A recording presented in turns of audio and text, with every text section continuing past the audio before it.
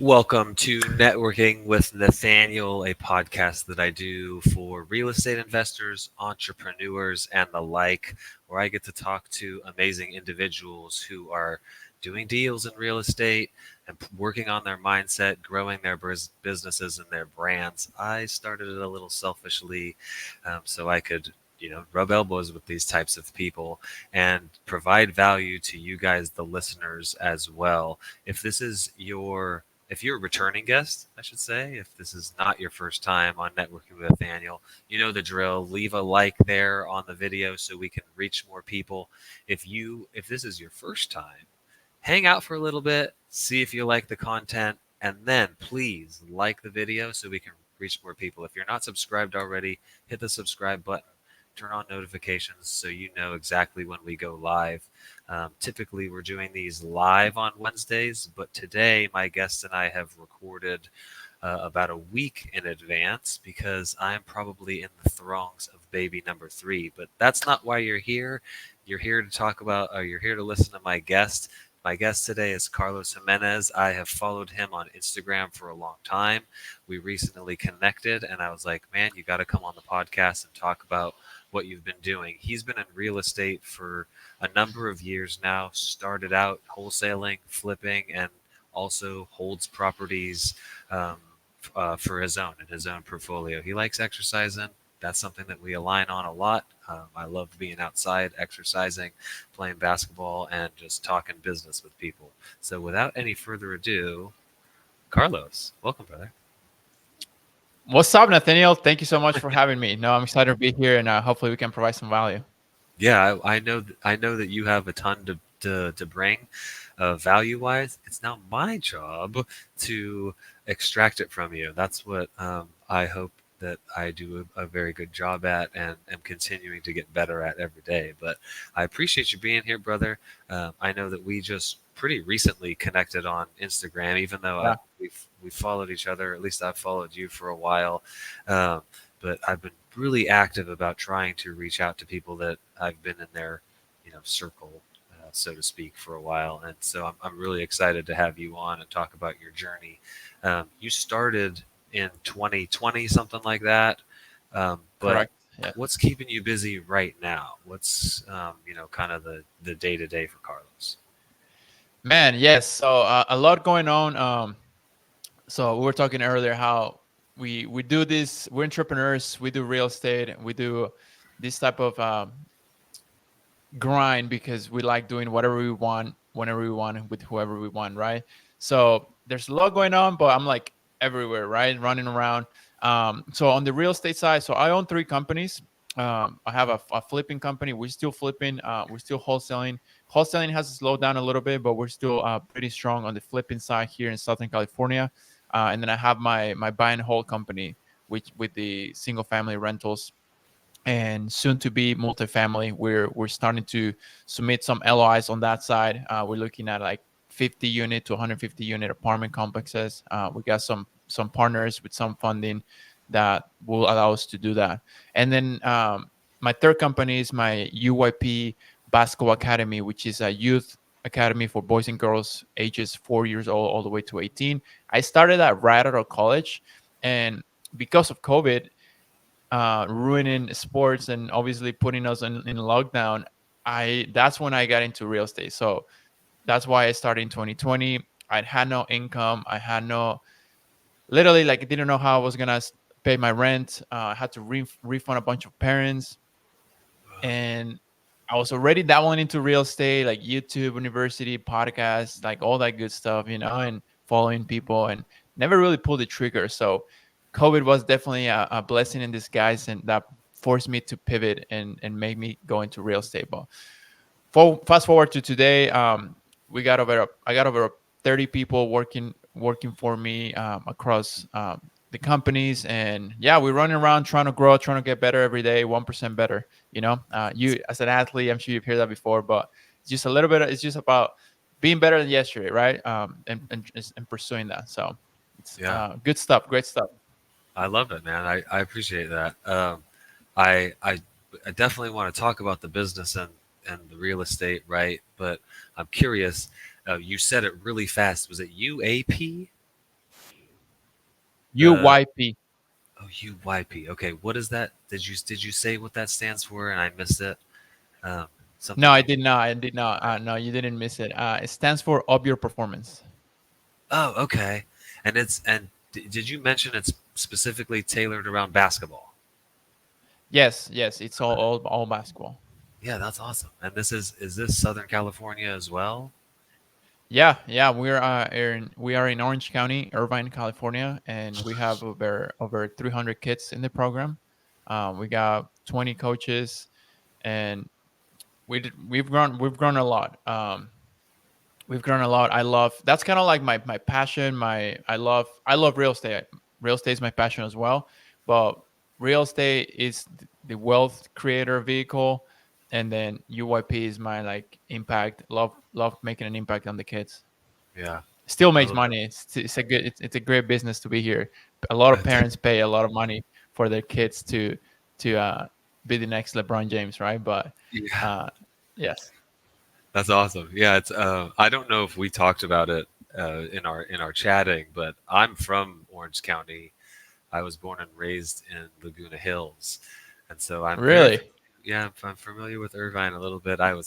When I grew up, Irvine was fields and strawberry fields where the spectrum is and all that. I don't know how long you've yeah, been yeah, yeah, yeah. here. Yeah, That's crazy. so Yeah, yeah, so I moved here. I got here in 2009 from Mexico, okay, and I lived in Santa Ana. So not wasn't a very nice part. So I lived there, went to high school, then went to college up in Sacramento, and then I moved back to Orange County. So okay, now I'm in Dana Point, so super close to Laguna Hills. yeah, yeah, man. Oh, Dana Point. I spent a little bit of time at the what is it? Yeah, I forget what beach it is down there. Salt Strand, Creek, Strands. Salt Creek. Yeah, yeah. Salt Creek's the one with the like just a bunch of steps going down. Is that right? That one's Strand. My Strands. Yeah, okay. Yeah, I Yeah, spent some time Strands. at the beach, but yeah, that's. Yeah, they're next to So each other. Yeah, it's are beautiful out here. all your businesses the wholesaling, the flipping, the UIP, are the buy and holds? Is that all in Southern California as well? Um, yes. So half of my team is virtual. Okay. Um, for the flips, yes, only Southern California. We started to flip a little bit in Alabama because we have single family rentals there. Okay. But the portfolio is in North Carolina, Alabama, and then we're looking at Phoenix right now for multifamily. But Oh, for flipping mainly here, Southern California. Yeah. okay. Yeah, and how are you finding the I know you mentioned that you have a wholesaling company. Are those funneling the deals for your buy and hold? So you're also marketing outside of Southern California in the North Carolina and the Alabamas? Yes. Yes. So our model is because we started with wholesaling, we pretty much created an acquisitions machine. Yeah. So we've done everything that you've ever heard of. Cold calling, Facebook ads, Google ads, everything, PPC, direct marketing. We've done it all. Um, and because of I've always said, like, if you can find the deals, you can do anything in real estate, right? So that's why wholesaling is a great way to start for people that are trying to look into it, right? Because you don't need a lot of money. You can learn the whole flow of a transaction, and it allows you to really get your feet wet and get your hands on documents, contracts, and purchase and sell, the whole flow, right? The whole every stage of the process. So we market we were marketing up until a couple months ago. We were marketing up in 12 states. Now Okay. we're only in North Carolina, Tennessee, Georgia, Texas, California, and Arizona. So we market, and then as soon as the deal comes in, we kind of look at all our different strategies. If we can wholesale it, great. If we can flip it, great. If not, then we can look at it as a rental. We can look at it as a listing based on the numbers, as you know, as everybody listening here that it's in real estate know, that will kind of determine our exit strategy. So that's why it's really good to, and that's a whole conversation we can talk about, right? But the numbers, like, that's why it's so good to know your numbers, because then the better the deal is, the more ways that you'll have to exit that deal, right? Yeah. Um, like with subject to, like that's another exit strategy, right? Like seller finance subject to, and numbers have to work. But to answer your question, yes, we're out of state. We market pretty much in a bunch of states, and based on the deal, we make a decision and we try to. Right now, we're keeping more stuff. We're holding more stuff, but obviously, flips you can make 60 to 100 grand. When in a rental, you're gonna make $300, right? So it doesn't do Right. anything. So yes, flipping the wholesaling funds, single family rental. Yes, Is and there we raise a a bunch of. wait? What was the last part? It broke up a little bit. We do raise a bunch of private money as well. Okay. Yeah. Yeah. That was going to be a follow-on question here. Is there to the hierarchy of what you would want to exit? Is there a hierarchy there? For example, like I buy and holds first, wholesale, then flip. Is there an order of those that you're looking at? What the strategies are? Or, Yes, so the cash offer is first always, which is gonna be your wholesale exit okay. strategy, right? So if we can get the deal on there at a number that is like 50 cents on the dollar, 60 cents on the dollar, obviously there's a big enough spread there to wholesale it and for the end buyer to still make money, right? So that's gonna be our first option. Like we can get in and out, flip a contract in 20 days, 30 days, perfect, right? If we cannot do that, then we'll look at flipping, right? Do we have connections? Do we have contractors? Do we have people wherever this deal might be, right? If we do, then great, because you're still gonna make probably twice as much as if you wholesale it, right? And then if that doesn't work, then that's when we start pivoting into like, okay, what would this look like if we hold it? What will our expenses be? What will our cash flow be? And then maybe that's when you pivot into subject to, right? So that's I haven't done my primary residence. I got as a subject to. I've done a handful of subject to deals and seller finance deals. I haven't done hundreds of them, but it's a great way to buy property, right? Like again, depending on your goals, depending on the numbers, depending on the market and all that stuff. Yeah, that's the primary way we've been buying properties actually is through creative finance from wholesalers that are going out there and locking those agreements up, and for whatever reason don't want to hold them themselves. Like I get that Yeah, wholesaling is an avenue, and I love that you mentioned it's a great way to get started in real estate, and then like you've done, you got started in real estate and then you built up a team, so now it's feeding the other machines now.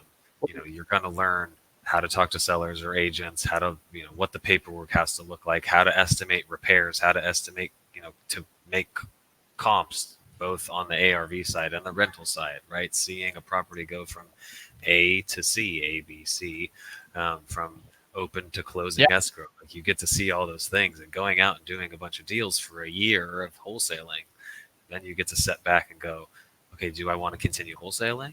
Should I automate this like you've done, to a certain degree? Or do I want to give up wholesaling and do something different, right? Now that I have all these skills.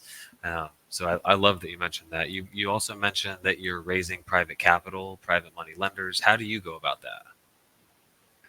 yeah. And before we move on into the private money, subject to or creative finance can really allow, like you said, somebody that doesn't have money, somebody that maybe doesn't have as much experience to buy property and get their hands on a house, even a primary house that's for them to live in.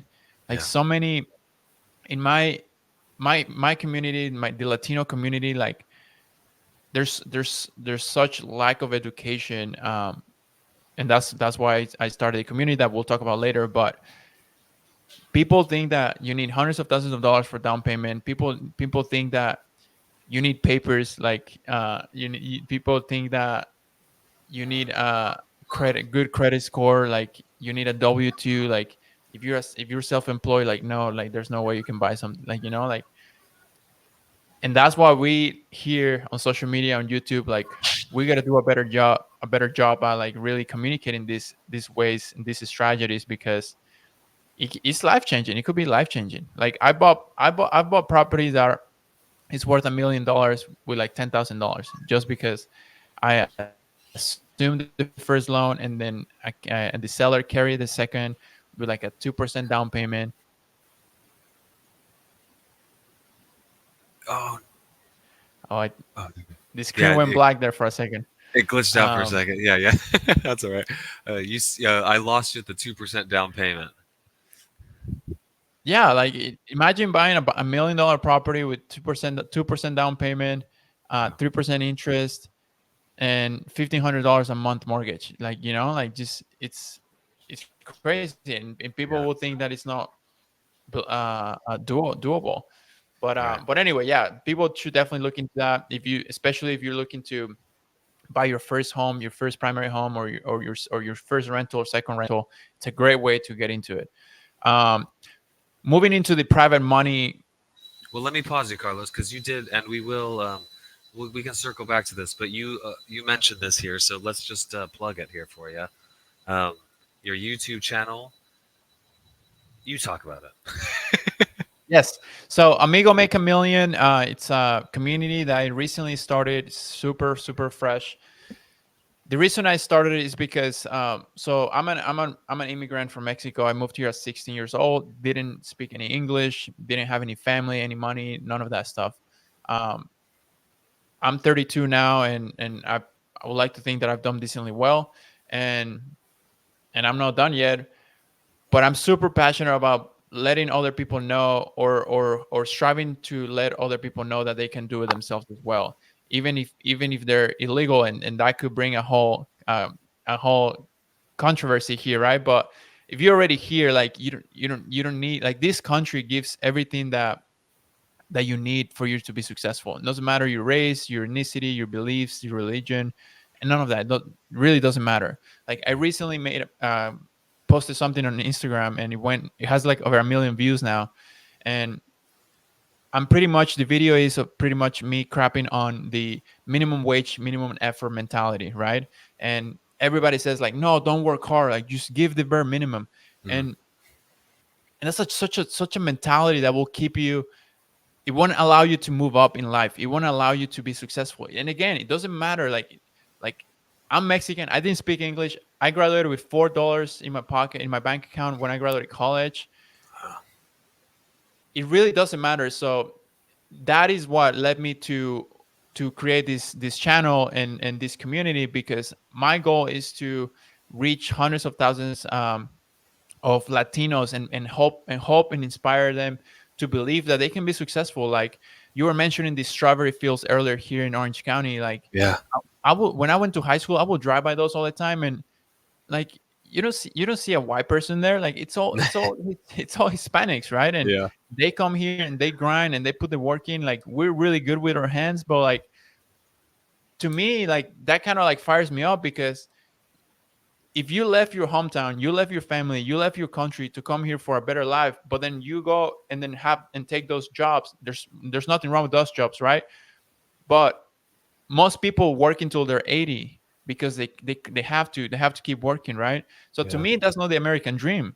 To me, is come here, yes, work do the landscaping, do the side hustles, do all that stuff, but at the same time, how am I growing myself? How am I shifting my mindset? How am I going to take advantage of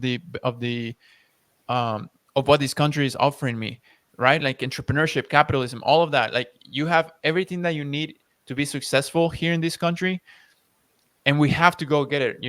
Like we're not supposed to be here and just do mow lawns for 40 years, 50 years of our life. Like, right. yes, you'll earn dollars and you'll send some money back to your family, but what kind of American dream that is, right? Like again and again, I'm not crapping on it. Like I love my people and I love like our work ethic, but there's more. There's more for us. So um I got a little fired up there, No, yeah, but yes, like that's the reason I started the channel, and hopefully like we can ramp it up here soon, and really get it out there to people. yeah. I know. I love that, man. I think that what you're saying. may not resonate with a lot of people, but with the people that it does resonate with, that you're going to touch them and you're going to be able to really affect their lives moving forward. Because yeah, you got to have something to be able to go do, right? Maybe going and picking the strawberries in the field is your first step, or going and mowing the lawns, or whatever it is, right? But then what is the next step? What are you going to do to get out of that, and really grow your family's, values and wealth and all that stuff? Because like you said, it is all here. It's all here for the taking. You just got to be able to reach out and take it. And sometimes it's necessary for somebody like yourself to start a Amigo Makes a Million YouTube channel or school, to be able to go, oh man, okay, wait, Carlos did it. Why the heck can't I do it? Right? I'm, you know, not disparaging. Yeah, Like yes, Carlos like isn't the smartest guy ever, right? It's not like not at all. yeah, like none of us are, right? We just put action, you know, consistent action every single day, and that's what makes the difference, right? And then I know we talked about it off camera a little bit, but like constantly really reading and trying to learn new things and develop new skills and abilities. That way, I can go do bigger. And now you're moving into the multifamily space. Like, let's go do some bigger things now. So yeah, Yes, and those are some of the things that we're teaching in the community and in the channel. We're gonna teach budgeting. We're gonna teach how to use credit card properly and credit. How to buy your first rental. How to buy your first property with no money. How to invest in the stock market. You'll ask. I know people that don't know what the S&P 500 is. Like, so there's a lot of work. There's a lot of work to do in the financial literacy space. And I mean, you're an entrepreneur, you're a businessman. Like I've done this for since I was 15 years old, and I loved it. I love it. So I really hope that we can make some impact and help people. Like, just you can save a little bit more. You don't have to live paycheck to paycheck. You don't have yeah, to be stuck at your job for 30 years making $20 an hour. So yeah. yeah, it's exciting stuff. Yeah, I love it, man. I appreciate that. I think that you're right. The financial literacy, going just to the very basic stuff, is not like I got taught how to balance a checkbook in junior high or whenever that was. And are they doing that still? Like, is that the Oh, basics of financial literacy? No, right? That's stuff that we as parents and community members need to do more of. I like to plug a book. One of my favorites starting out with financial literacy is The Richest Man in Babylon, because it's just mm, pay yourself like first. yeah, payers, like very very basic stuff that you can apply to your life on the day after you read it, right? The day that you read it, you're able to go, okay, no, this is like I can do better here. And you're Yeah. not going to miss that 10% that you're putting into your coffers, right? You're Yes. you're going to adjust to be able to make the new ends meet. But um, to go to the PML stuff, what is it that you do? What avenues are you using to reach out to these people, or are they finding you? What does that all look like? Yes. I will say this: ask people.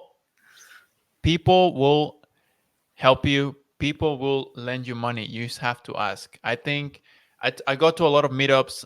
I've spoken in a handful of like small conferences, and people it seems like people get in analysis paralysis, like in all areas, like taking action on the deal, or asking for money, or asking or for whatever it might be, asking help with their business, whatever it might be, right? You have to ask. Like, I've raised money just from going through my contacts and being like, "Hey, I have this investment opportunity. Is backed by real estate, and you get these terms. Are you interested?" And then I hop on phone calls. We go to lunch. I share a little bit of my track record, and then they're wiring me 100 grand next week, right? So that I think that's the main thing, to keep it simple. On the more practical side, I think you have to obviously be a professional. I think, just as I said, like, yes, people will lend you money easily. On the other end, you have to be a professional and you have to act like it, right? So, what's your track record? Have you done anything? If you haven't done anything, make sure that you put something together for the deals that you're looking at, so that when you bring it to your private money lender, you're like, hey, here's my number. Okay. How did I get this number? Well, there's three comps, there's four comps, there's five comps.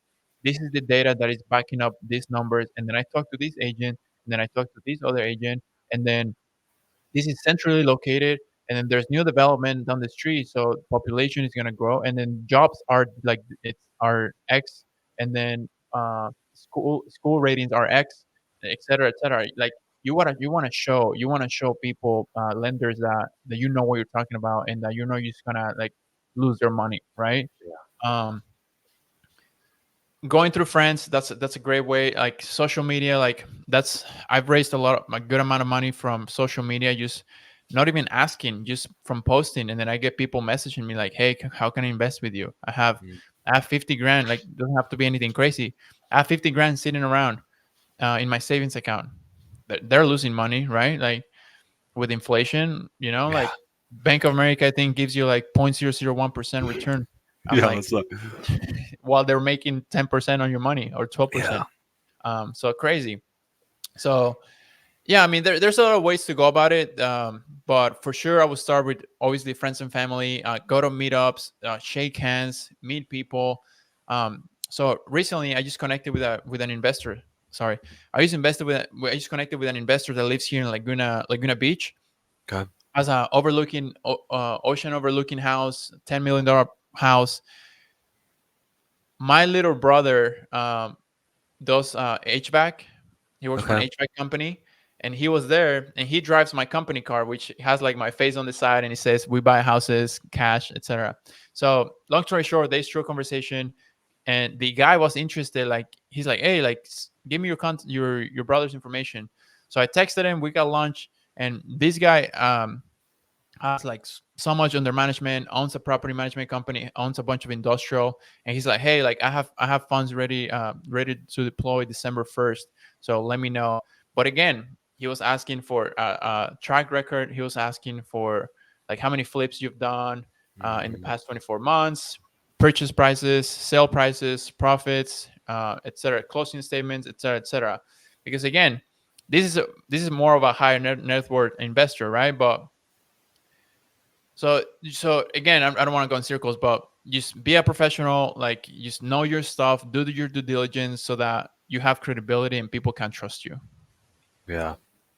You're saying that I shouldn't be, my Instagram and my Facebook pages shouldn't be filled with me partying and doing drugs and things like that. It sounds like. I was, Yes, yes, I'm exactly. very fortunate that a long time ago I got rid of. I mean, I'm sure that stuff is out there on the internet somewhere if you really wanted to dig into it, but it's not on my pages anymore. Um, I like that you mentioned just reaching. We carry these phones around with us, and we have a bunch of contacts in there, and you never know who on that list of your contacts has money just sitting in a bank, like you mentioned, $50,000 sitting in the bank getting 0.01% interest.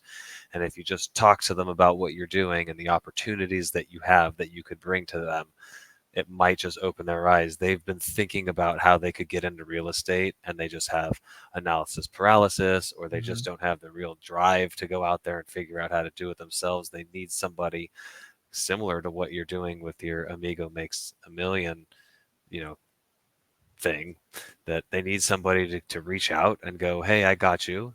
Yeah. Check these opportunities out, right? Um, you did mention, with regards to this higher net individual, but kind of the other people that you're talking to as well, having a track record, having experience. What happens for somebody that's just getting started and doesn't have any experience? What would you do in that case?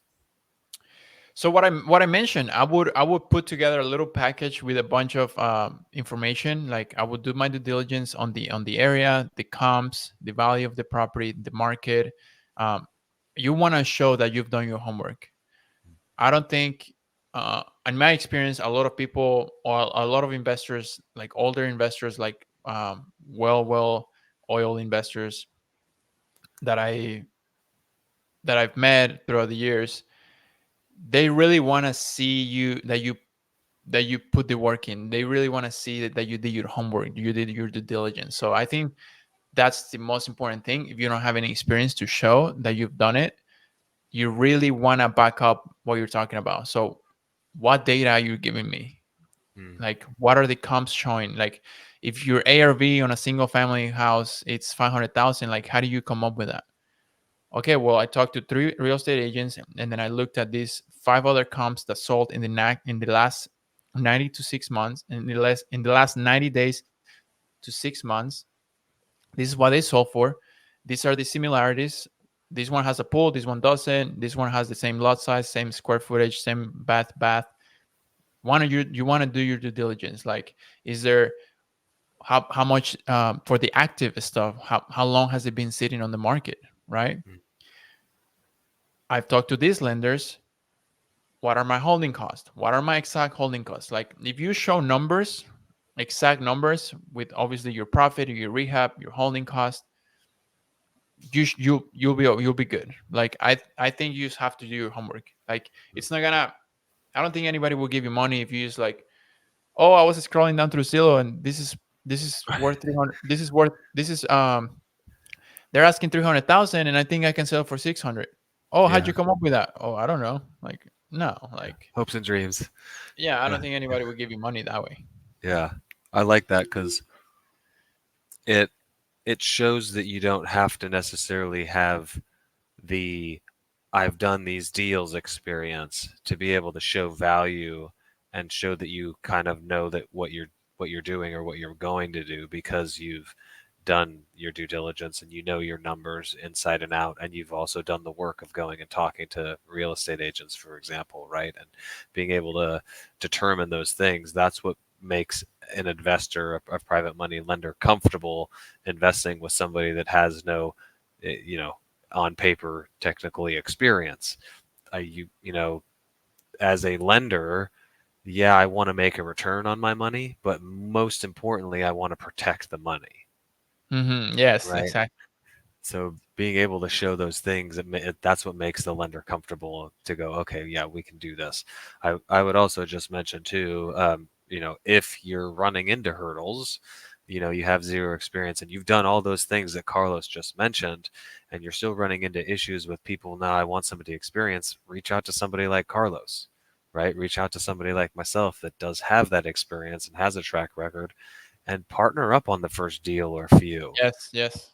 right? That way you can get a couple under your belt and now you have the track record. You also can just lean on this other person as your partner to go, hey, this just happened. What do I do now? Right? Hmm. And maybe you're just able to bounce ideas off of the other person, and Yes. you were able to kind of figure it out yourself as a sounding board. So um what, you know, you've got the Amigo Make a Million. Amigo Make a Million. Yeah. Not make, because I said makes a minute ago, but it's make. Amigo Make a Million that you're working on, the YouTube channel, the school. You mentioned that you're going into the multifamily space now. Are one of them taking precedence over the other, or is there something else that we didn't even talk about that, like, this 6 months from now, this is where Carlos is going to be at? Um, Before we go into that, Okay. Yeah. as you were talking, it just got stuck in my head. I'm like, oh, I want to say it. I want to say it. Yeah. So you mentioned partnerships, right, on the first deal. Hmm. Anybody listening that wants to get into real estate and you still haven't, or maybe you have one property, 2 properties, like, partnerships have the potential to 10x your business. I would not be here where I am. Like, I've done over 200 flips, got over 100 rentals. Like, it's not all on my own. Like, I operate 3 companies from my house, from my phone. I can go to the gym. I'm gonna go to the gym right after this. I can go later today. Like, and this is not to brag, Nathaniel, but as you know, partnerships can really like 10x your business. Why? Because you're not only you're not only bringing together 2 different brains. You're bringing together different expertise and different strengths and weaknesses. So to me, just to give you an example, my current partner on the flipping company, he was flipping 10 to 12 houses a year from like 2005 into like 2020, right? And then we met. So 10 to 12 houses a year here in Orange County, he was doing very well. I come in and then we do over 40 2021. Hmm. And then 2022, we did over 60. So how did I forex his business? Well, I like talking to people. I like getting out there. I had a whole team that I brought into the office. We had like 20 people in the office with headsets, cold calling, and then the market exploded. So obviously that helped. Like Mm. it was crazy. Like you should have seen that office. But again, like that was my strength: talking to people, managing teams, putting systems together, SOPs, processes, all that stuff. Right? When he was on his own, he was like a one-man show, right? He was good at handling the projects, design, handling the contractors, etc., etc. So you bring those together, we forex the business. Hmm. So again, for anyone listening, like you don't have to know everything. You don't have to be an expert on construction. Like I until this day, like I can install a dishwasher, like I can install a faucet, like Yeah. I want, but I'm good at identifying who's good at what I need, and then I'm willing to pay, Mm. right? So again, find that partner that has those strengths that you're lacking. Put the sweat equity give your sweat equity in exchange. You put the time, they'll put the money, you'll manage, or however you want to structure it, right? But I think it was important to touch on that because you can go from making whatever $1,000 a month to 50,000 with partnerships and leveraging those connections and those expertise around you that you might already have. You just know asking, right? Yeah. So 100%. yeah. So just wanted to No, I touch on that. appreciate you. I'm glad that you did sidebar a little bit, or yeah, just add that to the conversation because those are things that people need to hear, right? We I've said it on networking with Nathaniel a lot, and I've said it on other podcasts as well that it's better to have 50% of something than 100% of nothing, Yes, right? absolutely. Yeah, I guarantee this partner would rather have 50% of 60 flips than 100% of 12. And you're taking a load off of him. It sounds like he's just able to go work on the flips. He doesn't have to worry about where the next one's coming from now. So not only is he making more money, doing more deals, he's now it's taken a step out of his process now, which is relieving him. So, 1,000. um, yeah, I forgot what the question was that we Well, did. you asked like if in 6 months, if we Oh miss, if yeah, we didn't yeah, talk about something, like what would Carlos be in 6 months? yeah. I think we went over everything. I'm definitely super excited about the community and the YouTube channel. Right now at this point, there's this book. So we haven't really talked about books much, but there's this book called The Five Laws of Leadership by John Hmm. Maxwell, and the five levels. Sorry, not the five laws. The five levels, and basically each level it describes each level, and the fourth level is like where I think I am, and then the fifth level is like president type Mm. people, right? Like you you have people that follow you, but not because you're the boss, but because you're helping them be better. You're influential. They respect you, etc., etc. So level four for me, which is where I think I am, is like how do I make others better? How as a leader I can create other leaders, Mm. right? And have that multiplying effect. Because now to me, like it was never really about money, but obviously like I grew up with nothing, so I did wanted to achieve that financial success. But today, like how can I make those around me be better leaders? How can I challenge them every single day? How can I not allow them to get in in their comfort zone? If they want to make 200,000 300,000 a year, like how can I help them through the company get them there, right? My mentees, like they want to quit their jobs, like how can I help them do their first flip, their first wholesale deal, have their first rentals? Like that's the stuff that I'm passionate about right now. Like I love doing podcasts, right? Because I want to get better at communicating. I want to you hear it here first. I want to be on Telemundo and Univision, like the biggest Latino TV channels, right? Like I want to be interview of like when I come out with my book Amigo Make a Million, like because I really just love and I'm passionate about getting out there and trying to help others be successful and be inspired for them to become the best version of themselves. So in 6 months, I'm still gonna grind. I'm probably gonna have a couple more employees and a couple more rentals, list some flips, and just keep it going. I'm really excited about next year there's going to be a huge opportunity in the multifamily space. To talk a little bit about that, like basically based on what I've learned, because again, I don't know everything, but I ask and I surround myself with people that know certain things that I want to know. So a lot of these loans, a lot of these notes are coming due, right?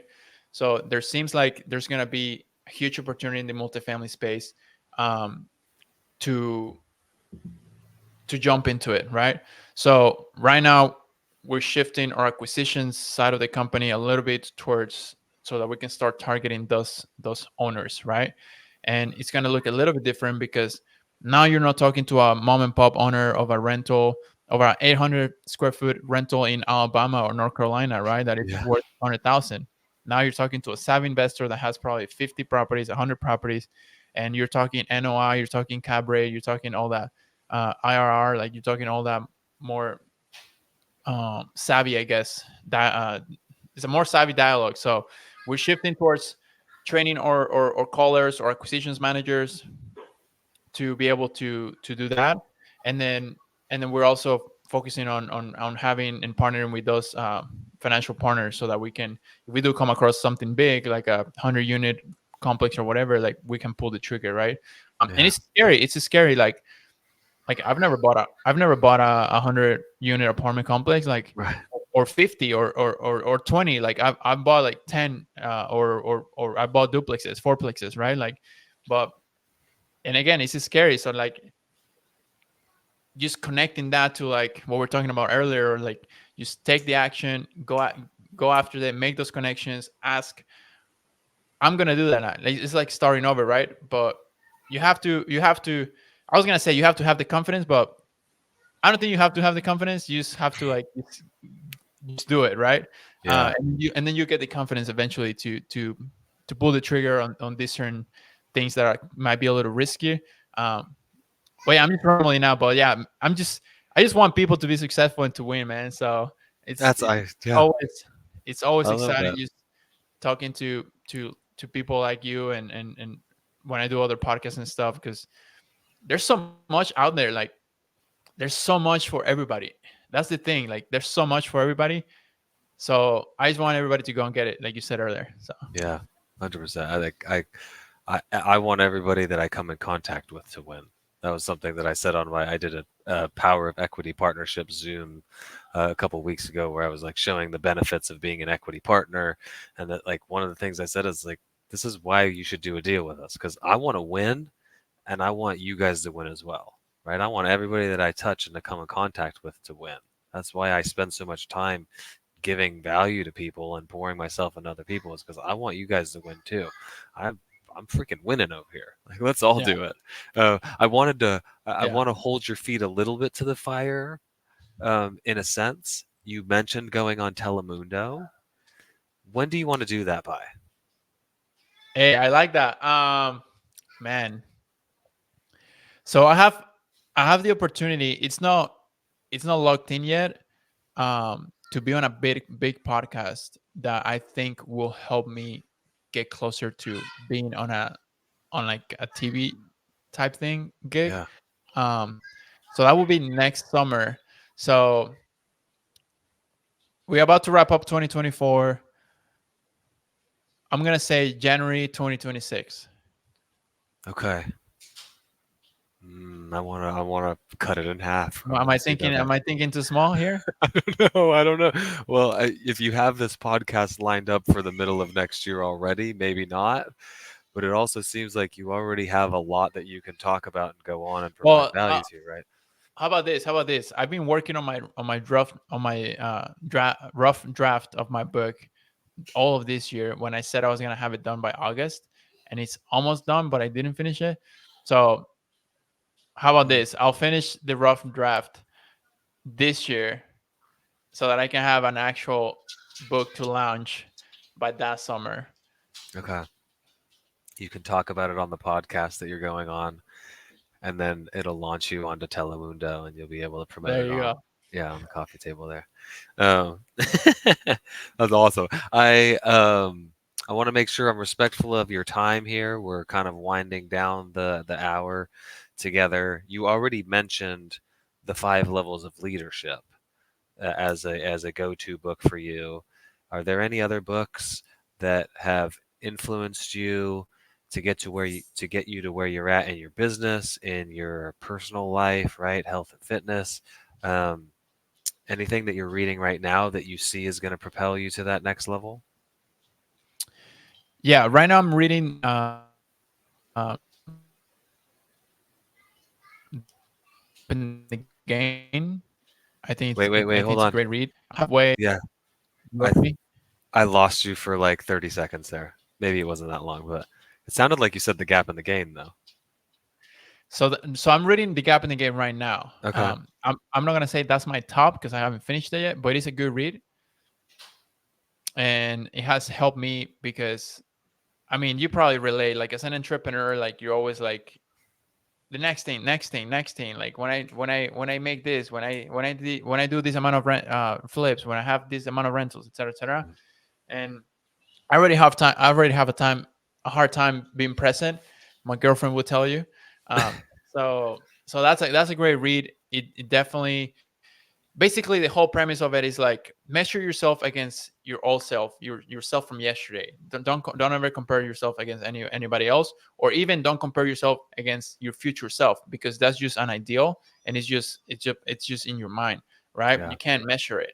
Measure yourself against who you were yesterday and the day before that.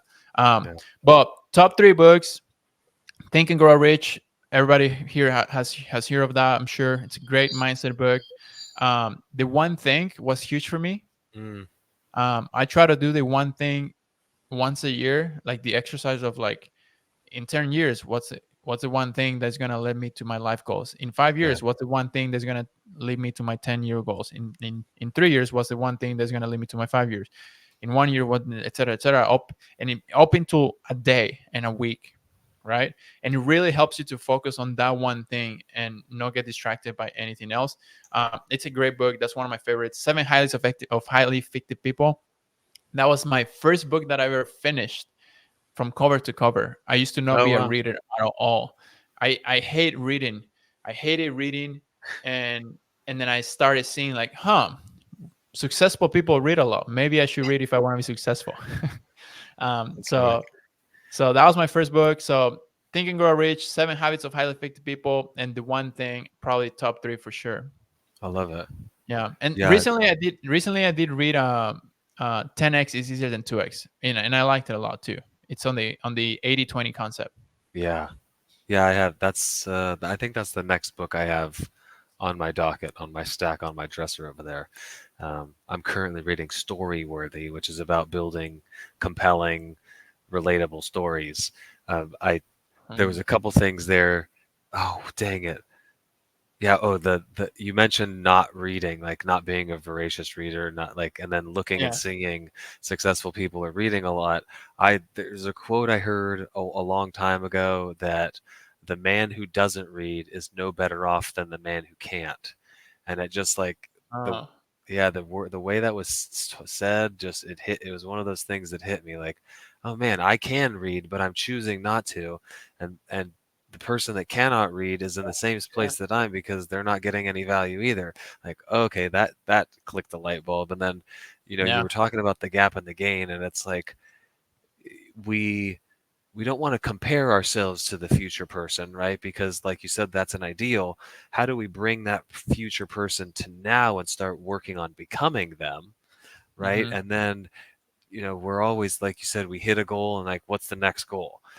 That can become really tiring and Yeah. depressing when you're always looking at where I'm not, but instead being able to look back and go where I've come from, right? Even if it's just a month, but looking back 3, 6 months and go, man, I'm a totally different person, right? The reason I like to ask that where are you going to be in 6 months question is because we're growing so much that if we didn't talk to each other for the next 6 months and then all of a sudden we meet, it should be like, holy moly, Carlos, you're different, right? Nathaniel, you're different. You've grown a lot. You're doing this. This is where you were 6 months ago. This is where Hmm. you are Hmm. now. So um, I love that. I appreciate you sharing those. Yeah, I think I've said it before. Is I should have been keeping tallies of books that have come up multiple times, because I have a list of these all now. Seven Habits of Highly Effective People. Yeah, I mean, all they've all. I think Think and Grow Rich.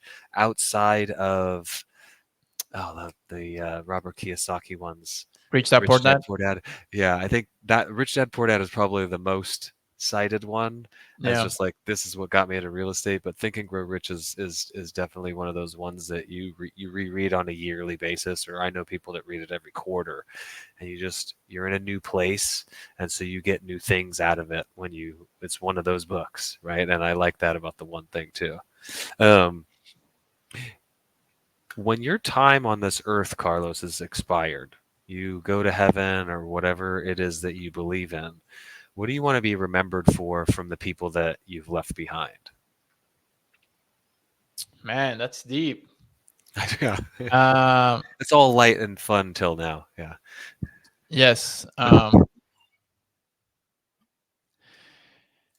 When I go to heaven, I do believe in heaven. When I go to heaven, the, what I want to leave behind is I want people to on my funeral say that I love God. I was the hardest worker in the room, and I was extremely generous. Those are the three things. Um, and actually, I have a whole mission statement that the book Seven Habits of Highly Effective People makes you do on like, okay, at your funeral, if you're gonna have somebody read it, what are they gonna say about you? Um, I think ultimately it's about the impact that you have on people. So that's where the Carl like Carlos was the hardest worker in the room, and he was extremely generous. He loved people. Like those are the things that I want to be remembered for, because I don't ever want to be average. I want to be the person that every single day strive to be the best version of himself. Um, and generosity is something that drives me, and because a lot of people helped me in my when I moved here and I was young, and a lot of people lend their hand, and it was life changing to me. So I don't think success means much if you're not sharing it with others, and giving it away, or giving to others. Um, yeah, I think that's what I would say for sure. I I think love I don't it. know if Yeah. that's good, but Oh, it's if it's from the heart and it's genuine, it's more than good. It's really, and there you go. yeah, it seems to be a very common theme. Like I don't remember exactly how you just said it 15 seconds ago, but like, what's the point of having the success if you're not sharing it with people, right? I want to be generous. A reason why we work so hard is so I can give more to the charities and the community that we choose to be a part of, right? That's one of the reasons that I would do stuff. And I want to get to a point where I'm not only giving monetarily, but I'm giving more time, because to Mm, me that's the most important thing. I could give money all I want, but if I'm able to go give my time and actually pour into more people, be that youth or other people who are trying to invest, or just like, to a soup kitchen or something like that, right? mhm, mhm, mhm. That's where my kind of heart's being pulled toward as well. um, I wanted to make sure we hit the YouTube. Is this active YouTube channel now? Yes, yes, it's Okay. it's live. There's not much Okay. in there yet. It's freshly new, but yeah, it's live. So Yeah, yeah, you so can look it up and it'll be there. yeah, so Amigo Make a Million. The school is out there. If for you that are not familiar with school, it's a platform where you can go and join courses and learn from people. So Carlos has put this together, and it's slowly starting to grow now, so he can continue to give back to the community, especially the Latino community, which he is very passionate about. What's the best way, Carlos, to have somebody reach out to you and connect? I'm super active on Instagram. That's probably the main way to connect. You can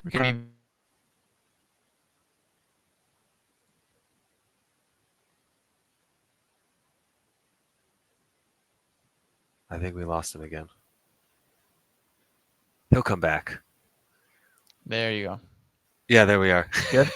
Good. Yeah, I heard Yeah. we So got at least on my end, I'm super active on Instagram. yeah. So Instagram at Carlos Closes. You can Mhm. find me. You can DM me. I'm pretty pretty good at checking DMs and stuff. Would love to connect. Any questions? I can if I can help, I will. Feel free to shoot me a DM. So I'm active on Instagram. Everything else, TikTok. I'm Carlos Closes. Email if you have a deal or you want to partner on something or anything like that.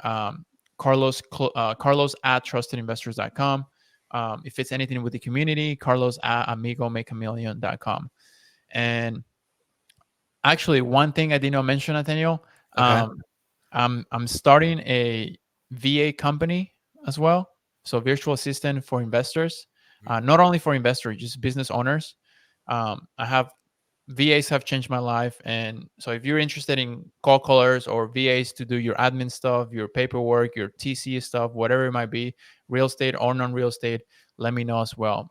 Because that's another one of my goals for the next year to provide 100 jobs to 100 VAs in the Philippines and South America.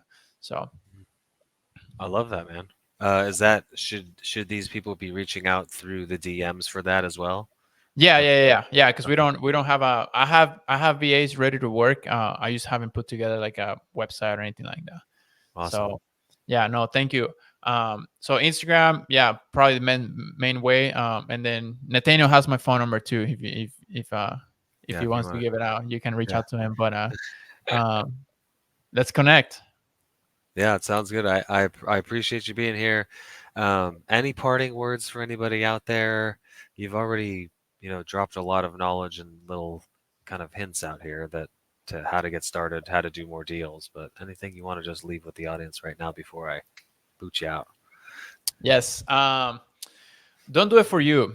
Do it for find out who you want to do it for. Whether it's that is your kids, your future kids, your family, your parents. Find that strong enough why that will pull you through when you're getting knocked down, where you're looking to not do it anymore. Up until this day, I get punched in the face. It's the name of the game. It's part of being in business, being an entrepreneur, and it will happen. You cannot avoid it. You will get punched in the face. So getting up, keep going, keep showing up. Even if you're not performing at 100% on one day, if you showed up, that's all that matters. So keep going. Everything's out there for us. There's an abundance of everything for everybody here. So I Yeah. strongly believe that, and yeah, I love you all and reach out. Let's connect. God bless. Yeah. Thanks for being here. I'm gonna kick you off real quick. Hang out though. We'll chat after. Um, that was Carlos Jimenez. I appreciate y'all for being here. Like he said there right at the end, you know, find a why, find something that's going to pull you through the hard times, the difficulties, because there are going to be a lot of them.